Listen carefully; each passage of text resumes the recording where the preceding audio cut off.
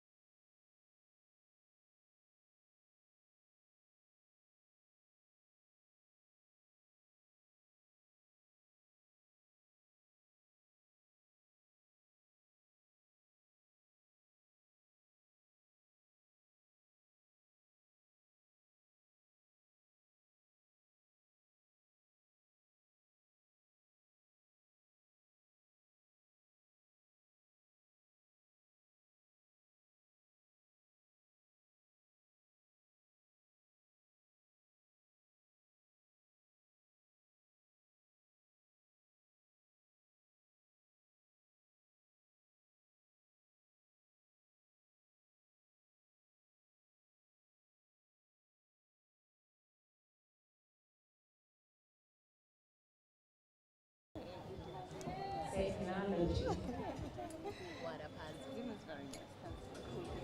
Can you hear me? She said you know. That's okay. It's our season feminist.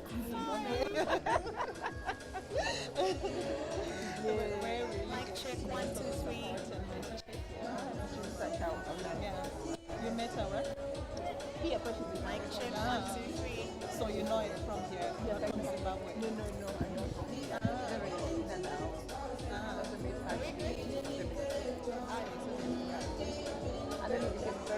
Sorry, friends, we're having some technical difficulties, so just give us 2 minutes. Who would like to go first? That ends. Who would like to go first? I can go first. Okay. Yeah. So we'll start with Winnie, then we'll go to Penny, then we'll go to Jean, and we'll finish with Sylvia. But not all the 3 questions, like one question. No. This is just for the first question, and then after that I'll rotate it. I'm going to read all my notes and then. They have notes. You We are just came by. We are quoting. We are quoting. Hey, Benny. If you're not quoting 15, if you're not quoting 15 feminists, like renowned feminists, by word, by year, by whatever, get out. This is the. I'm not ready. You'll be shocked. People used to intimidate More pepper.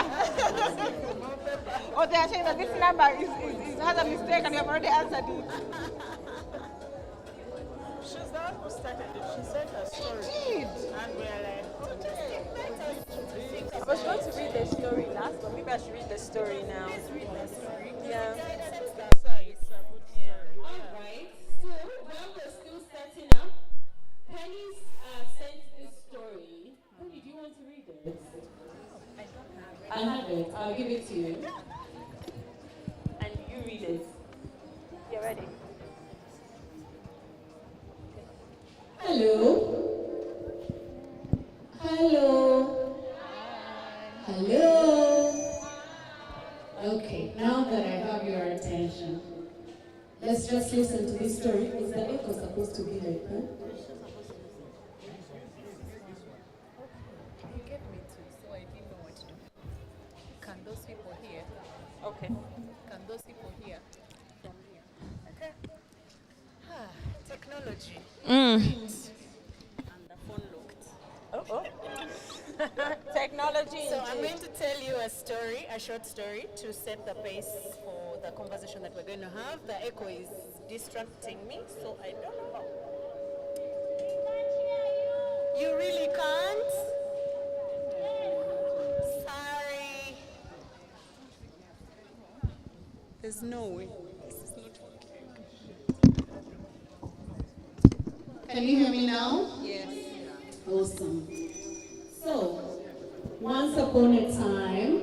Once upon a time. Time. You can see the people at the back. They are not saying time, so I won't say my story. Hey. Once upon a Time. Time. Great, now I know everybody's listening. So once upon a time in a small Ugandan village, a group of women decided to form a collective called Buvumu. It means courage in their native language. Life was hard. Many were mothers working multiple jobs, and the weight of their responsibilities was a constant burden. But these women had a dream. They wanted to create a safe space to gather, share, learn new skills, and simply find joy in each other's presence. Despite initial resistance from the men in their communities, who felt that these gatherings were unnecessary, they persisted.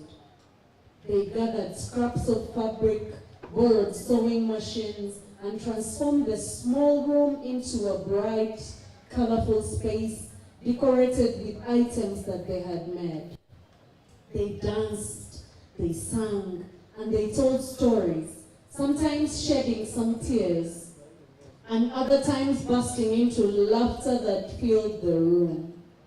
They celebrated each other's achievements, whether big or small, with clapping, with cheers, and even traditional ululation that echoed through the village. One day, a young woman named Amina, who had been silenced by her husband, stood up in the middle of a meeting and spoke. Her voice was soft but steady. She shared her story of surviving abuse, her struggles and her hopes for her children, and as she finished, a wave of silence swept over the room. And this silence was then followed by applause and shouts of encouragement. In that moment, she felt seen, she felt heard, and she felt valued. For the first time, she smiled a smile that reached her eyes. The impact of these gatherings rippled through the community. The women of Buvumu were no longer just seen as wives and mothers. They were a source of strength, unity, and resilience. Other villagers began to join them, curious to learn and share in their joy. Through this collective, the women had reclaimed their voices, they had reclaimed their autonomy, and they had reclaimed a sense of purpose. And in each other's company, they continued to find feminist joy, the profound contentment of being seen, being celebrated, and being empowered as their whole selves, a joy rooted in sisterhood and solidarity. Thank you, thank you, thank you, thank you. Can we clap for the story? Thank you. All right, are we ready? Yes. Okay, should I switch the mic? Yes. Okay, but nobody can hear me.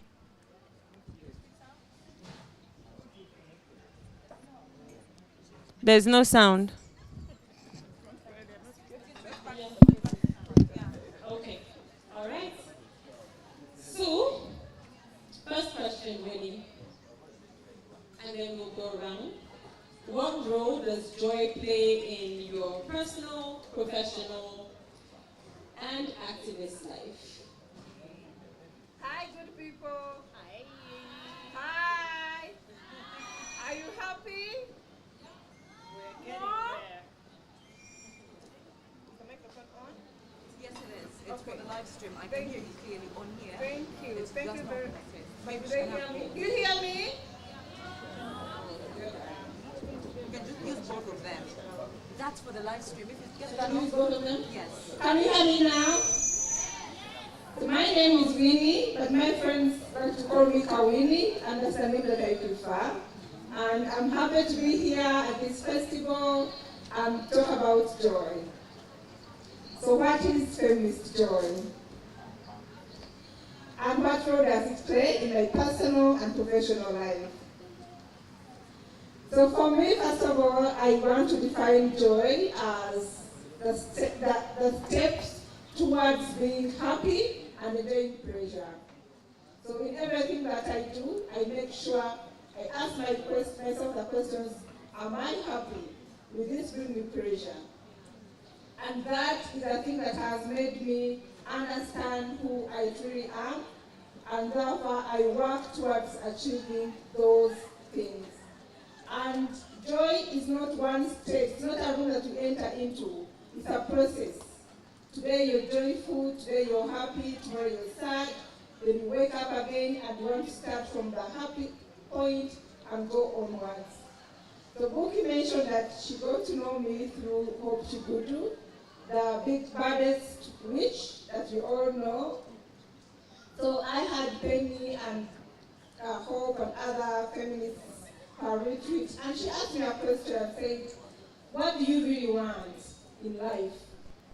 And it's a question that we rarely interface with. You know, we wake up, we're activists, there's a campaign to do, there's a proposal to write, there's a report to write, there's a meeting to go to, there is a child to take to school, there's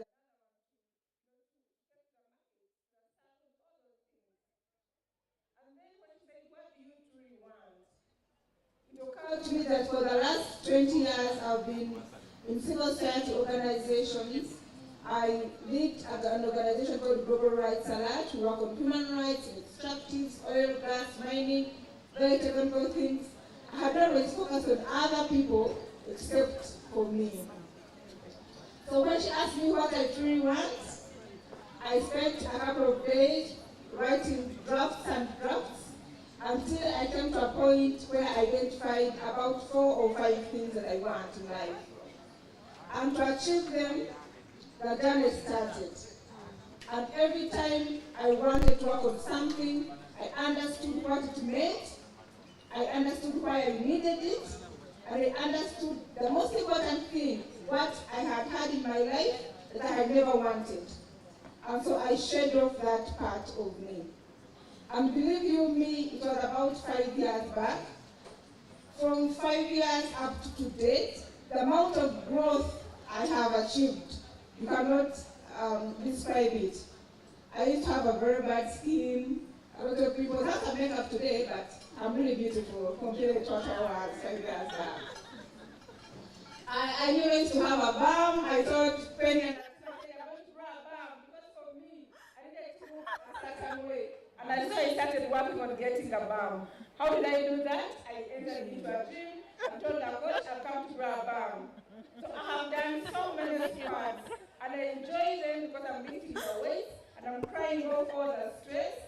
and I am growing a small bum. I'm going to see me when I start shaking it. But also I realized if I needed to look good and feel good, I needed to have the money to make me look that way. Yeah. And I understood that the salary that I was getting from my organization was never going to give me even the 3/4 of what I needed. So I asked myself, how do I get more money? What skills do I have? What opportunities do I have around me? And I started getting into entrepreneurship seriously. I had always done business, but with someone who was in charge, and I was just tagging along. So I really have that power, but also saw beyond that what I could do.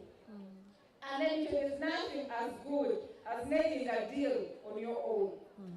So there I found joy. I realized I can actually be a businesswoman, I can actually bang a deal, I can actually make money and meet some basic needs and beyond basic needs.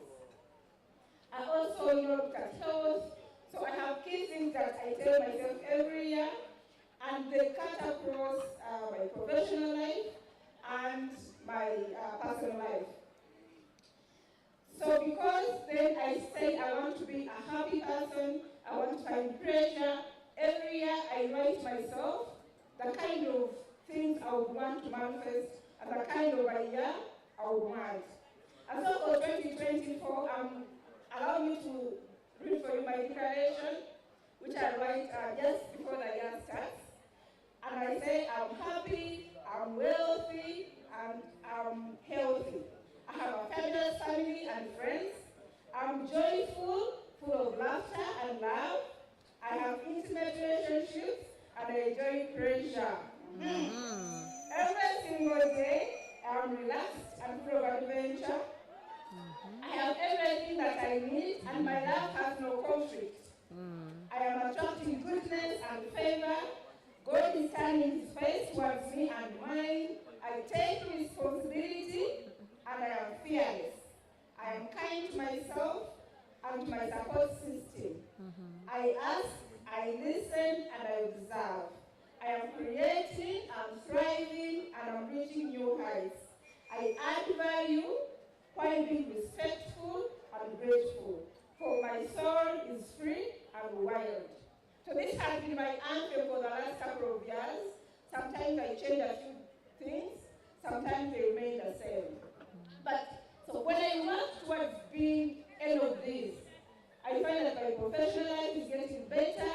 I don't have to quarrel with partners. I don't have to hide from a donor. I don't have to hide from a competitor, whether it's in a private workspace or a private workspace.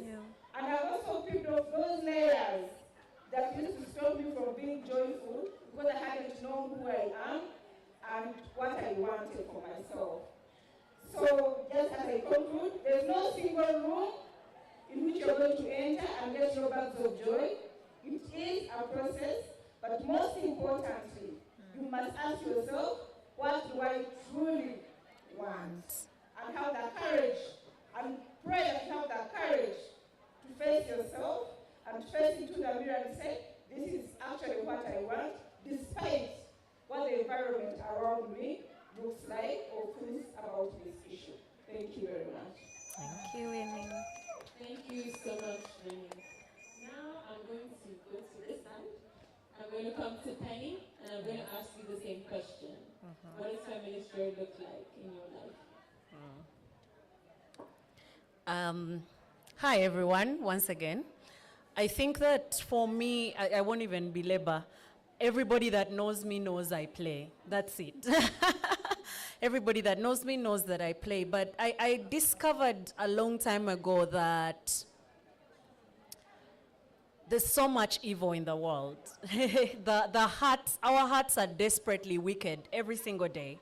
And so while the world is throwing trash at me every day, while the world is trying to push me down, because it will try to push me down every day, while the world is disrespecting me, disregarding me, not seeing me, not hearing me, I have opportunities to create the life that I want.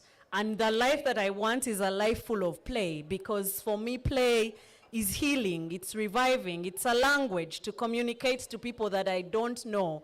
It's a space that I go into both in my mind and in my physical body that nobody can touch, because I have the power to control what that looks like for me and how I moderate that. And so I chose play for my life, as the anchor for my life. Everybody has an anchor in their lives, but for me, play is the anchor. It's my fallback. It's my go-to thing. And play is very many things for me. As I try to even create a space for adults to play, I keep discovering that we play differently. Some of us read. We dive in books and read and go to all these imaginary places, and that's how we play. Some of us dance. We go to the gym and dance off all those calories, and that's how we play. Some of us just sit quietly in a dark room and just chill, and that is also a form of play. Some of us choose to rest. So whatever forms of play we adapt to, I think that for me, I have chosen to center play in my life as a way to counter the different things that are happening in the world against me. Because every day, every time I wake up, the world is out to get me, or somebody is, at least. And every time I step out, I make a deliberate decision that I'm going to play, I'm going to have fun, I'm going to carry joy. I love to tell people that my parents prophesied into my life. They named me Sanyu. You know, my first name is Sanyu. And I think that they foresaw that I needed so much joy, and I needed to give away some of that joy to so many people who are hurting. And I take that every day as a gift. So when I wake up and I'm sad, I'm like, but where's Sanyu really? Really? You are Sanyu. You should be exuding joy. And maybe just to say one thing, Buki, before I hand the mic back to you. I think it was you that I was talking about grief with, right? I've also discovered that grief and joy are not mutually exclusive. They're not. They happen at the same time, and while we grieve every single day, there's moments that we can create, some pockets of joy that we can draw from. We can decide to dig wells that help us to stay hopeful, that help us to stay happy, that help us to stay healthy, and we can build meaningful relationships from those pockets of joy and love that we create every single day, in spite of the gloom that's happening around us. So for me, that is feminist joy. Thank you, Penny. I'm going to jump right to Jean. Thank you, Buki. Mine has been a journey. Yeah. So when I was younger, I thought joy was this end goal, outcome. Arrive. Where we arrive. And so all through school and what, I was working to joy. Yeah. And then I joined the feminist movement, feminist work, incidentally raising voices, doing violence prevention work. And one of the reasons why I'd always come to Akina Mama activities, I went to the Auli. Yeah. And that was the transformational moment for me. Just patriarchy, feminism. That was a moment of critical consciousness in my life. And I will say that is the time I understood that joy was a right for me, not something I had to work for and earn at the end when I'm rich, successful, good wife, how many children, whatever, good daughter, etc. So for me, it is a state of being, a process, a goal. Maybe you never achieve that goal, I don't know, but it is so many different things. But I want to point us back to, I feel it is very important, and so now recently, because I work in Urgent Action Fund Africa, and as you said, we are doing a lot of work on collective care and healing justice, and we've done this research on women human rights defenders. That has also been another transformational point in my life, because then I understood that if we don't understand the same things you put in the concept note, the systemic oppression and structural violence that we live, that is part and parcel of our lives, our ancestors' lives, and our descendants' lives, and how that exposes us to a whole range of marginalizations in different ways and experiences of trauma that we even carry intergenerationally and impacts us. And also how the systems of patriarchy, capitalism then put us in a box around what joy is and should be. Then we will not understand and unpack joy. We will think, because I see Penny in a beautiful dress, maybe that's joy, instead of unpacking what it is for us. And so what that research has surfaced and the work that we are doing is that healing and healing justice is a liberatory tool or framework. And so I'll say that joy, because cultivating joy and pleasure is part of self and collective care. That is part of the whole healing justice framework. So for me, joy is liberation, really, whatever it looks like to you and to me. So at one time I loved walking, I still love. Then at one time in nature. So it evolves, but as long as I'm feeling fulfilled. Because like sitting here looking at the sack race, the three-leg race, I have laughed more than I have in a few days. And that for me is joy. Thank you. Thank you so much, Jean. So we'll wrap that question up with MUTHONI. Thank you, Vicky. Hi, everyone. Hi. My name is Otilia, and I'm happy to be here. So just to give credit to where I'm from, I'm originally from Zimbabwe, yeah. But now I'm based here. So just to start off to answer your question, I will refer to Chimamanda, one of the feminist writers who I really read on a lot, who describes feminism as respecting diverse women's experiences, identities, knowledge, and strengths, and striving to empower everyone. So when I look at feminist joy for me, I think my feminism has been a journey where I have also, in certain instances, lost myself because I felt like I needed to be boxed in certain classifications of feminism, whether I'm radical, I'm liberal, So often at times I would find myself in spaces and then wonder, am I really feminist enough because my beliefs are like this? Am I feminist enough because maybe this particular feminist identity is saying, I decided, you know what? Feminist joy and my feminism is determined by me and what makes sense to me. So even when I was talking to Buki, when I was telling you that I was saying my feminism is fluid, I can choose to be radical today and tomorrow liberal. And I'm strongly, firmly a Christian feminist, and it makes sense to me. So joy is really not about being boxed by how people want you to behave, to act. As long as you're upholding the feminist principles, as long as you're looking at the diversity, embracing the differences, and striving to empower everybody around you, it doesn't matter how Winnie identifies. As long as it makes sense to her, it's her feminism, it's her journey. She is where it makes sense for her. So it's the same with me. I am where it makes sense to me. I know at times I used to take offense. You know how judgy people can be, when you're in a space and you feel like you're charged maybe for a certain way. I think one of the things that really used to bother me is when people judged me on the basis of dressing.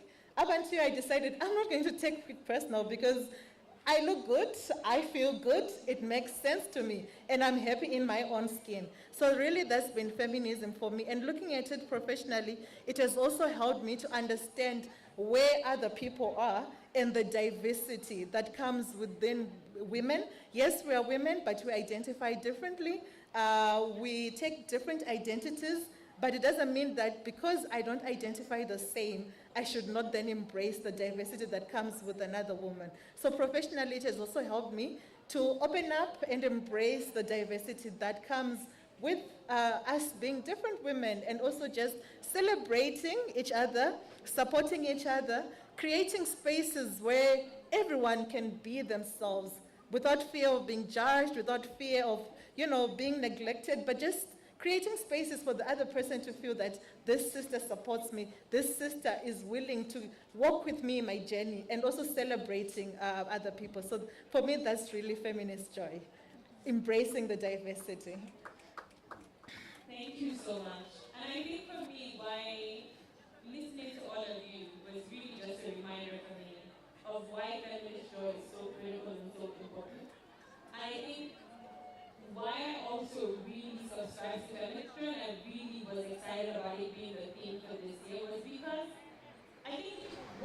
things that it's important for us to understand is that we're not just going to magically have the world we want. It's not going to magically appear one day just because we're pushing for it.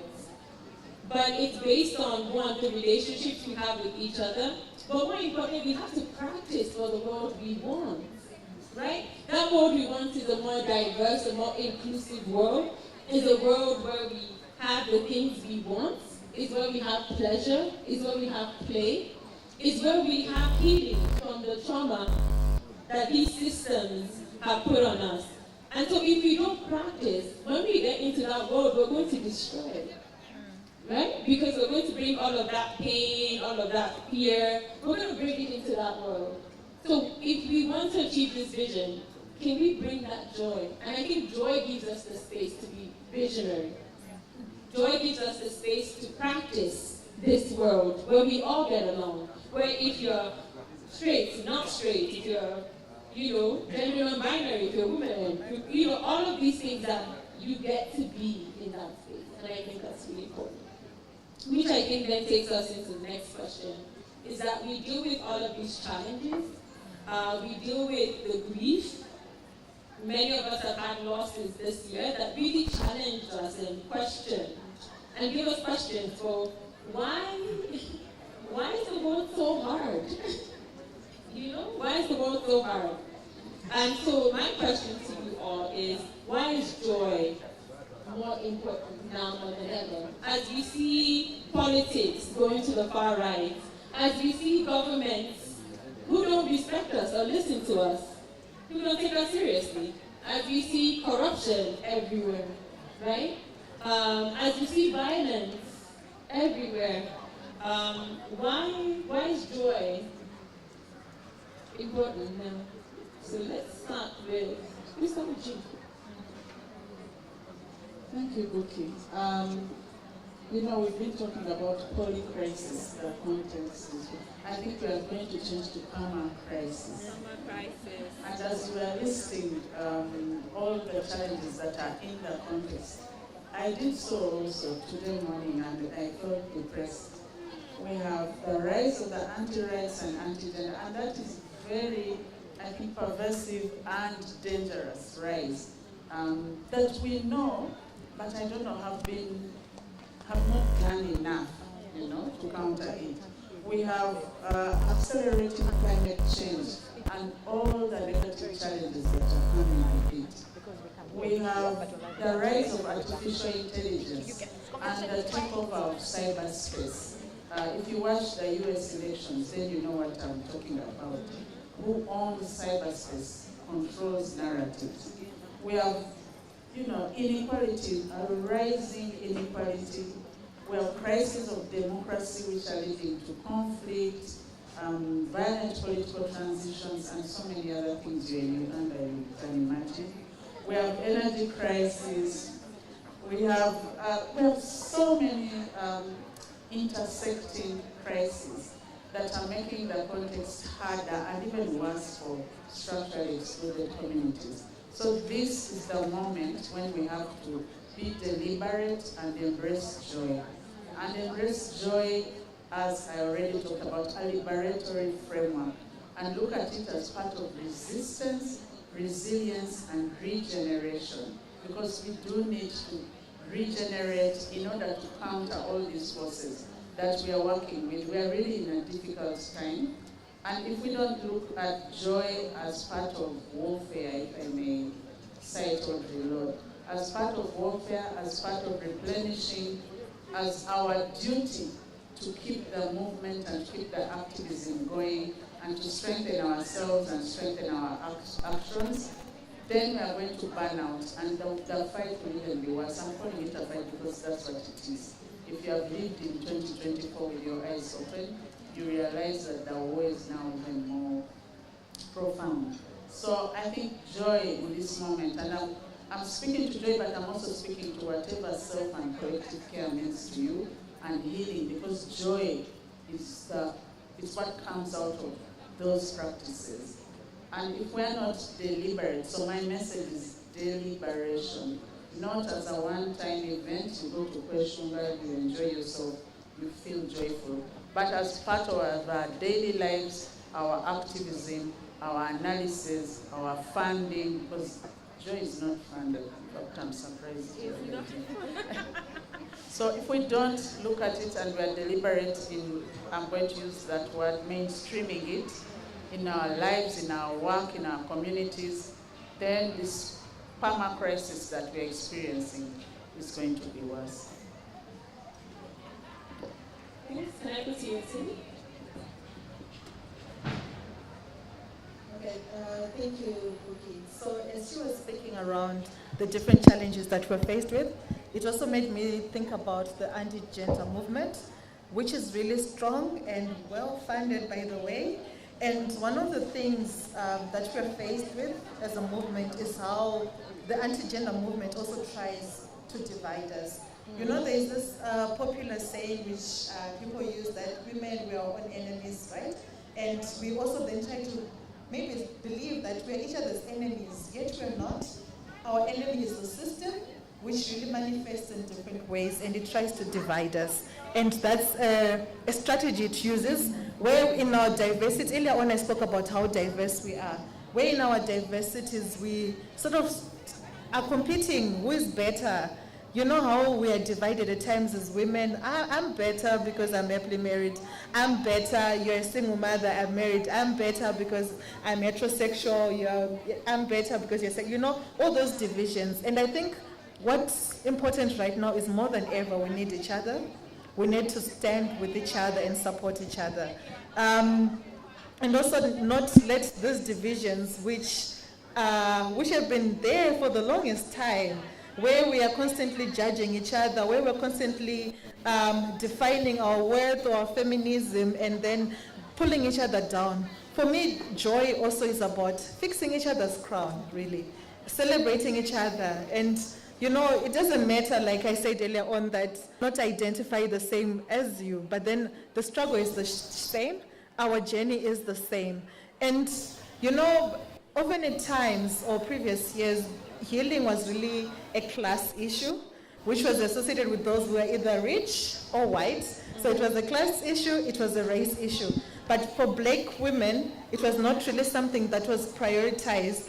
And because of that, often at times, even when we were in spaces, women were not really opening up around their struggles because of fear of not being supported.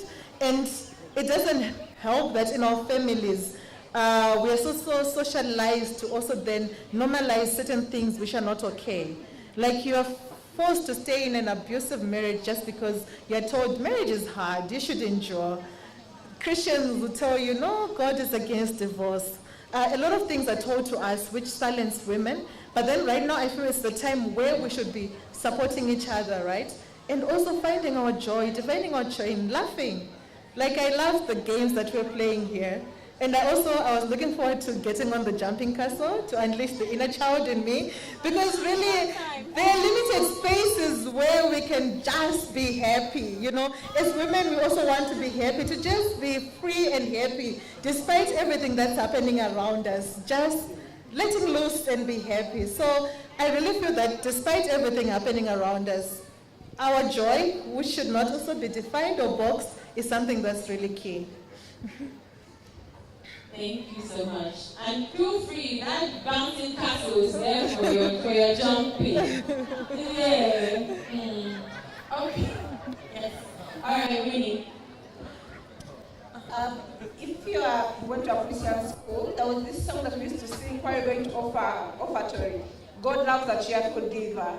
And you'd have like 100 shilling coin, and you're moving gently in your uniform. God loves a cheerful giver, give to all you've got.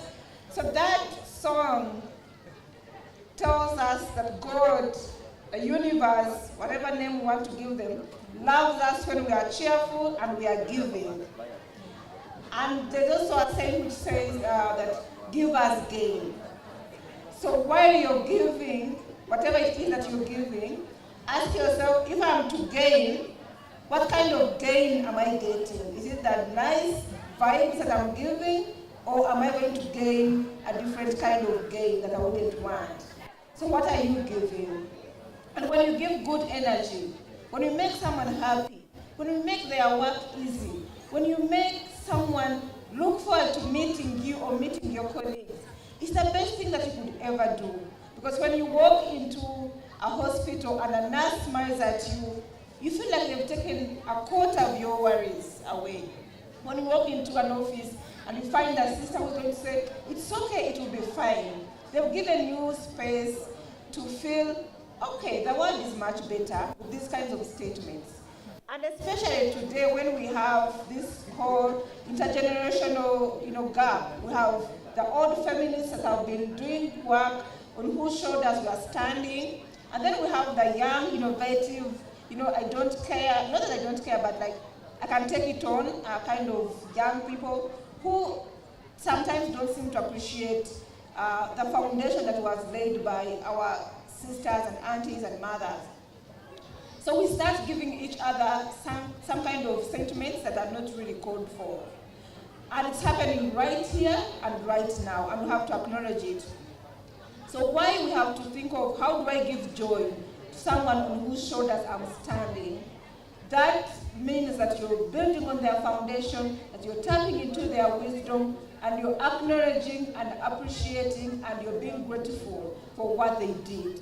And as you do your work, you're also seeding seeds that the young generation is going to come and build on. So for me, whether you're grieving someone that's departed, whether it's a colleague that you no longer speak with, whether it's a donor that has cut off a grant and you're not prepared, whether it's a workmate that has been bitching you, all that grief that you go through every day, we cannot take it home. Because when you're unhappy, you can't sleep. The opposite of joy is too big a cost to be on our shoulders, in our hearts and in our minds. So we have only one option.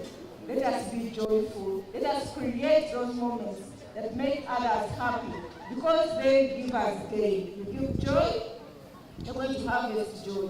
You give bad vibes, that shouldn't be an option. Let us not give bad vibes. Let us give joy so that we can work, our concepts can flow better, that our presentations can be better, that our play can be better. Because when we are angry, we break our limbs as we are playing. We really do. Yeah, so let us be joyful so that when we are playing very nicely, and we don't have broken limbs, and when we are visiting and pitching and wedding and baptism, whatever it is, because we need a joyful environment. The point have already messed us enough. But the spirit should be joyful, and as I said, the universe loves a cheerful giver, and we are a part of the universe. So then it is our call to give and to give joy. Thank you so much, Winnie. So now, Penny, bring us home.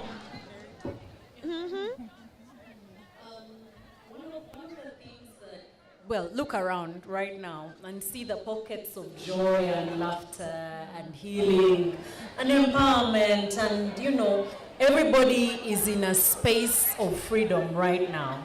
Just imagine that was the thing that was happening in our lives every day. If we had a healing festival in our lives every single day, how much better would our lives be? And so for me, I look at feminist joy as a resistance to the despair that would take us over if we didn't believe in the joy.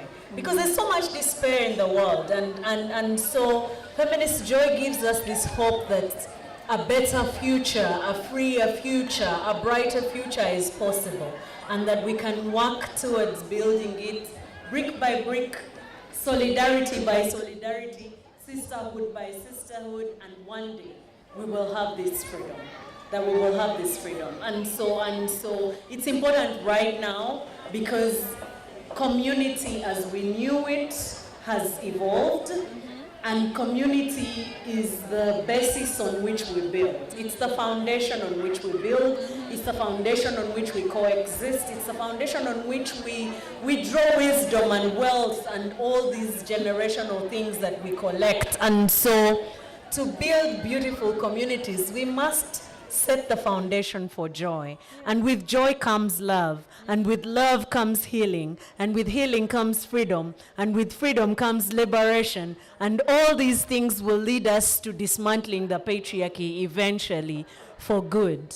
And so it's important for us to sow seeds of not just joy, but feminist love alongside joy, that we are planting good seeds that we will draw from when we are empty, when we are in despair, when we are sad, when we are lost, when we are unable to find ourselves. Yeah. Thank you so much. I think those were such necessary and beautiful words. Now I want to throw it out to the crowd, because we've been talking for a while. Does anyone have any questions or anything that this conversation, if you were paying attention, maybe you were grabbing a drink, you were talking to your friend, or any of those things, but does anyone have a question or a comment to add to the conversations we've been having? Any hands? Oh, yes, I see a hand. Oh, and a hand behind the camera. However, we're coming to you, but let me give it to somebody very quickly. Oh, he's going to move a different mic. Okay, do you want to tell us your question? In terms of creating joy, per se in our workspaces, I'm going to use a word that may not be very, but like realistically speaking, in the spaces we work with people who are not very, who receive the word feminism or feminist in a wrong way.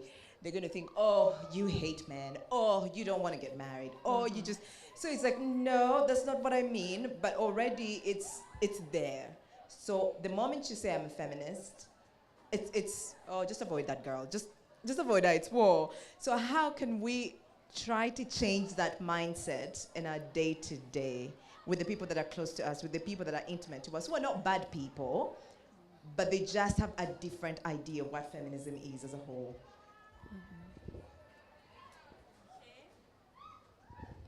Thank you for that question, but we have a couple more out there. Okay, go ahead.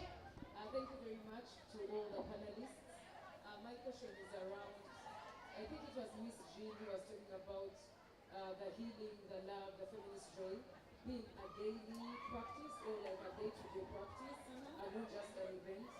And I wanted to ask how, with all the chaos that's happening in the world, how do we intentionally focus on our circle of influence more than our circle of concern? Because like when you're in hospital and there are 40 rape cases reported every day, and then you read another story, and then today's story comes in, like all these things that come at us, how do we manage to engage them, but then focus on our circle of influence to maybe have the ripple effect affect the outer circle, while also honoring or like looking out for ourselves, our healing, our joy, our love.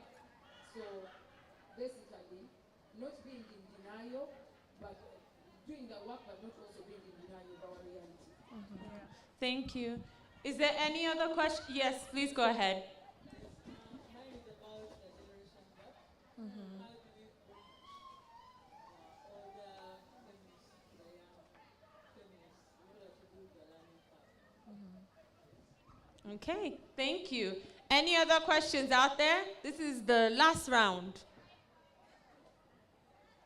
Anyone else? No? Okay. All right, thank you. So we have 3 questions. They're not easy questions at all. So we have one question really around how do we talk about feminism to people we care about and who think it is this evil thing, this bad thing, right? Or think we're joyless because we're feminists. There's that question.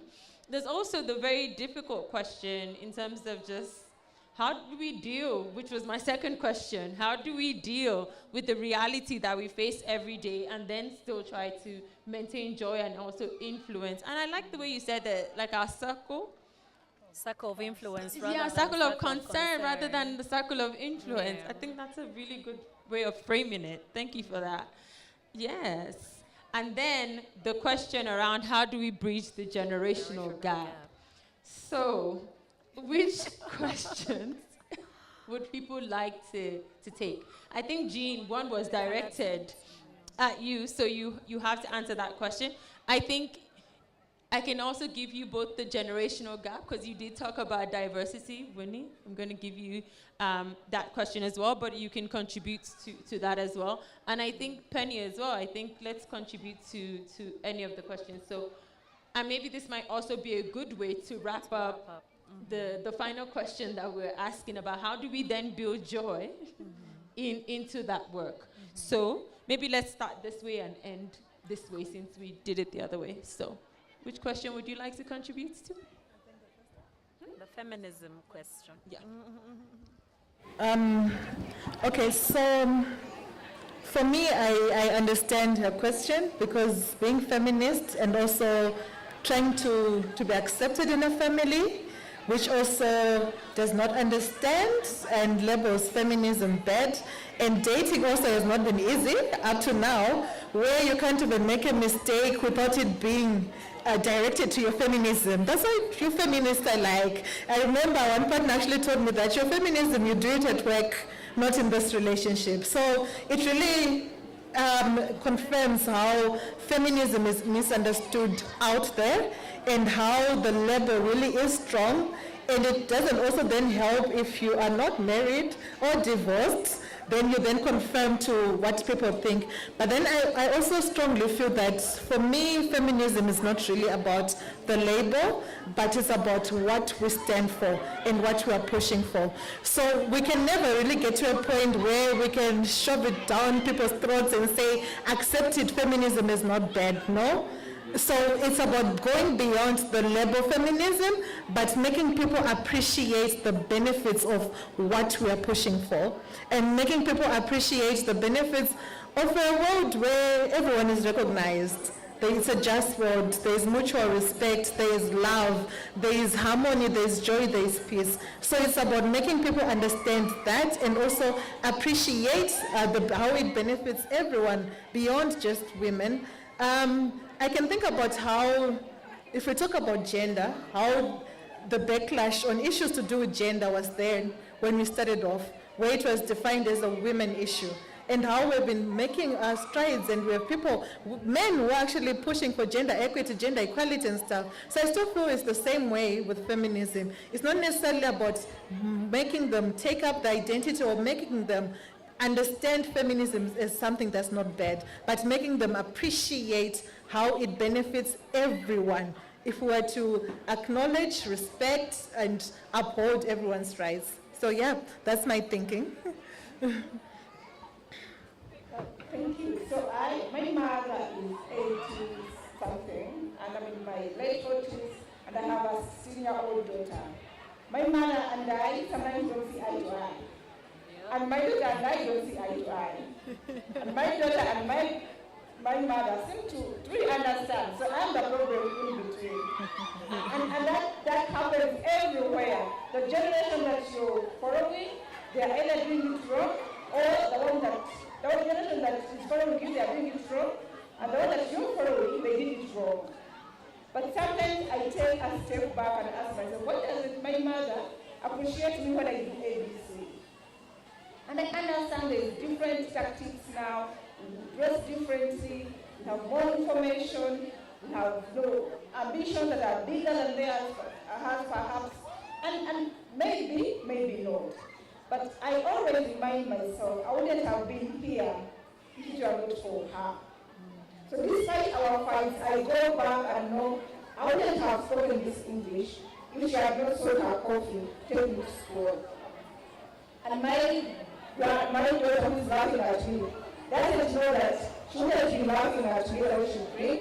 You are not doing what I am doing for her. So we have to ask ourselves, what did Matende do that is contributing directly to who I am? She may be speaking a different language, but there's something that she did that contributed to where I am. She may not understand the diversity now, she may not understand the use of technology, she may not understand the campaign tactics that we want to use, but she understood the campaign in her times. And there are certain things that they did that would still benefit us. But how many times we go to interface with our elder sisters and mothers and try to be in their shoes, try to understand their context. And then if there's anything that scares the world, it's growth. Growth in terms of youth, when we begin to grow, to age, you get scared. You get scared, you're losing it. It's a natural instinct. You feel like you're losing it, you're losing your youthfulness, you're losing your brains, you cannot wake up faster than you used to, and that scares you. And how you deal with anyone who seems to criticize you is going to be different. It's not going to be good. So let's understand that our elder sisters and aunties have their fears. They are rich in wisdom, they are rich in experiences, and they are looking at us and they are laughing. Because they know, they've seen all this, although they have seen it in a different form. Yeah. And whatever it is that we are doing to our elder sisters and activists, the young ones are going to do to us tomorrow. And that's not what we want. So how do we start telling our daughters at 10, at 15, at 13 to appreciate what we are doing? And how do we tell our elders that we appreciate or won't appreciate what they did, but we want to understand their context better?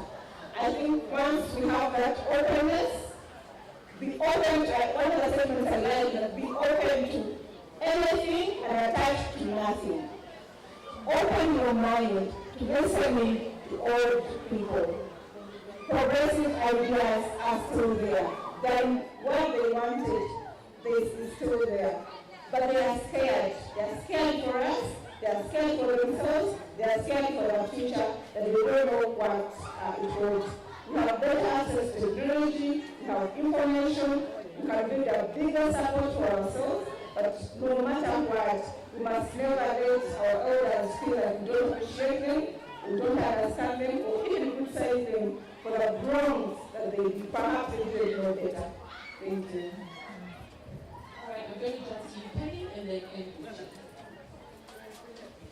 Thank you. So I've just been thinking about joy, the element of joy. It's like a spirit, right? It overtakes you and it just takes over your entire being. It's infectious. So it does not matter how old you are, how young you are, what shape, color, skin size you're in. If there's joy, it will be infectious and it will spread to everybody around us. And I'm saying that because bridging, just to tap a bit about bridging the generational gap, bridging the generational gap requires for us to show more than we tell. You know, our parents raised us by telling and not showing. We need to flip the coin and show them what joy looks like rather than tell them what it is. Because they are in a space right now where they're not listening to us. They don't want to hear, they want to see. I want to see Buki happy, then I can want to have what she has. I want to see Buki free, then maybe I can desire that freedom. I want to see you thriving, then maybe I can desire to thrive. But don't try to teach me to thrive by telling me, show me. And I think that we are either too quick to show them, we are living our best lives or not so best lives, but we're moving too quickly, and it's difficult to bridge a gap when you're talking at people and not showing them the way. But love shows. Love is patient, it's kind, it takes time. And so we need to cultivate a culture where we show more than we tell. I wanted to also talk about the feminism question, just briefly.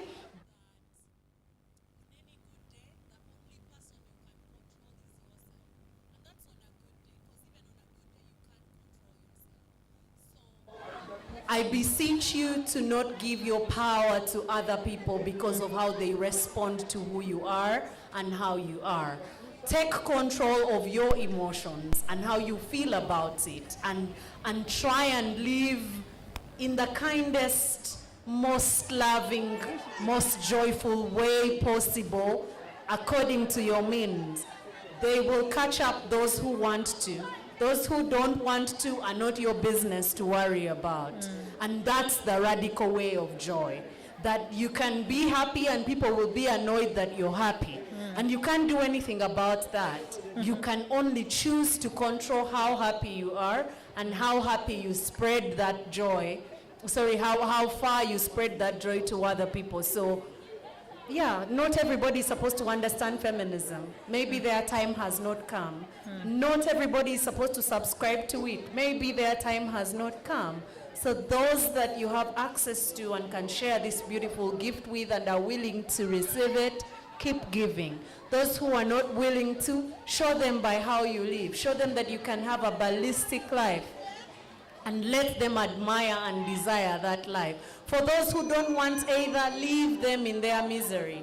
Lastly, I've forgotten the last thing, but just to conclude, I wanted to say that feminist joy is supposed to take us beyond dealing with oppression to a place where we thrive, to a place where we are gorgeously living with one another in love, to a place where we are celebrating wins and victories, to a place where we hold tears together and still walk out feeling like, this was the best space I've ever attended, even though we spent the whole afternoon crying. And I desire that for each and every one of us. Thank you, Penny. To our question of expressing, experiencing, being deliberate on a daily basis about feminist joy when the world around you is in chaos, when your circle of influence is falling apart, when you can't control your circle of concern. I would want to take us back to the basic. If you have gone in an airplane before, the safety instructions include wearing an oxygen mask should there be no oxygen. But the instruction is put on your mask first, and then you help others. Because you can focus on helping the children around you and run out of oxygen. So you put on yours first, then to be able to help others. And so if we go with what Penny is saying, that when we experience radical joy, because it's not just a fight against oppression, it's what I'm going to call regeneration and liberation again. Yeah. And that is a daily practice. It's not a once in a while. So even if the world is falling apart around you, you have to remember that I have to wear my oxygen mask first. And then, because we're talking about radical joy, it's not just an individual act.